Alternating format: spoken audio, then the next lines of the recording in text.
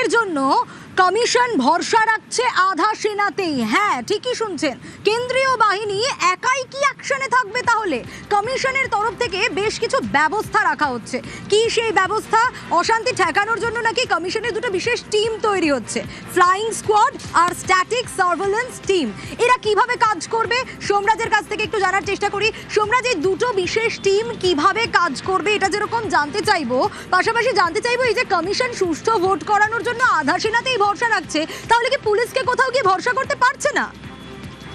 না দেখো, একদমই আধা সেনাকেই বাড়তি গুরুত্ব এবারের নির্বাচনে। আর জন্যই কিন্তু ভোটের দিন যদি কোনো বুথে বা কোনো এলাকায় কোনো রকম অশান্তির ঘটনা ঘটে, তাহলে সঙ্গে সঙ্গে কমিশনের এই দুই বিশেষ টিম পৌঁছে যাবে সেই এলাকায়।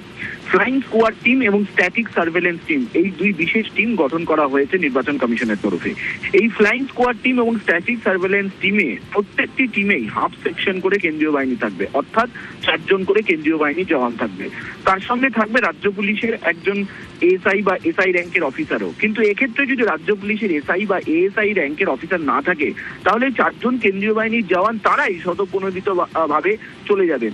তাদের কাছে জিপিএস লোকেশন থাকবে, ট্র্যাকার থাকবে, এবং সেই লোকেশন নিয়েই তারা সেই এলাকায় পৌঁছে যাবেন। এবং তোমাকে জানিয়ে রাখি, এই যে স্ট্যাটিক সার্ভেলেন্স টিম বা ফ্লাইং স্কোয়াড টিম, এই টিমের দক্ষ জওয়ানদের নিয়ে টিম তৈরি করা হচ্ছে পাটে পাটে, অর্থাৎ বিভিন্ন পুলিশ জেলায় তারা থাকবেন প্রথম দফার ভোটে, এবং যারা মূলত আইন শৃঙ্খলা পরিস্থিতি নিয়ন্ত্রণে আনতে পারবেন সেই দক্ষ জওয়ানদের নিয়ে।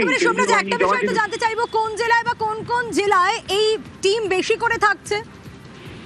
দেখো, জঙ্গিপুর পুলিশ জেলা এবং মুর্শিদাবাদ পুলিশ জেলা মিলিয়ে 71টি ফ্লাইং স্কোয়াড টিম ও 74টি স্ট্যাটিক সার্ভেলেন্স টিম থাকছে। অর্থাৎ মুর্শিদাবাদ জেলায় সব থেকে বেশি ফ্লাইং স্কোয়াড টিম ও স্ট্যাটিক সার্ভেলেন্স টিমকে মোতায়েন করা হচ্ছে।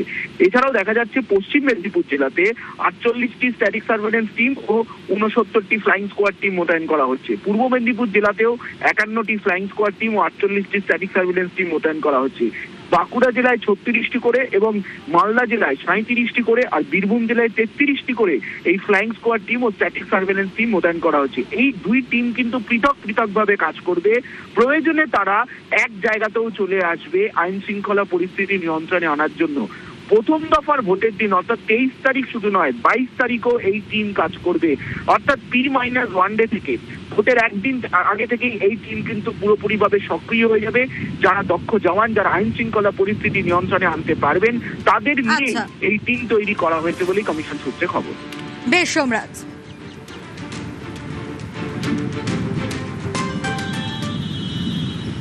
আর এবার নজর রাখবো জামিন অযোগ্য ওয়ারেন্টে কমিশন করা। কেন এ কথা বলছি? হ্যাঁ, কারণ যাদের বিরুদ্ধে ওয়ারেন্ট তাদের আত্মসমর্পণের নির্দেশ দেওয়া হয়েছে এবং আজকের মধ্যেই সময়সীমা বেঁধে দেওয়া হয়েছে। আরো বিস্তারিত একটু জানার চেষ্টা করবো অমিতের কাছ থেকে। অমিত, এইরকম তালিকায় কতজনের নাম রয়েছে? দেখো, 4000 জনের তালিকা ইতিমধ্যে কমিশনের তরফে পুলিশকে দেওয়া হয়েছে, যেখানে নন বেলেবল অ্যারেস্ট ওয়ারেন্ট অর্থাৎ জামিন অযোগ্য ধারাতে যাদের বিরুদ্ধে গ্রেপ্তারি পরোয়ানা জারি হয়েছে তাদের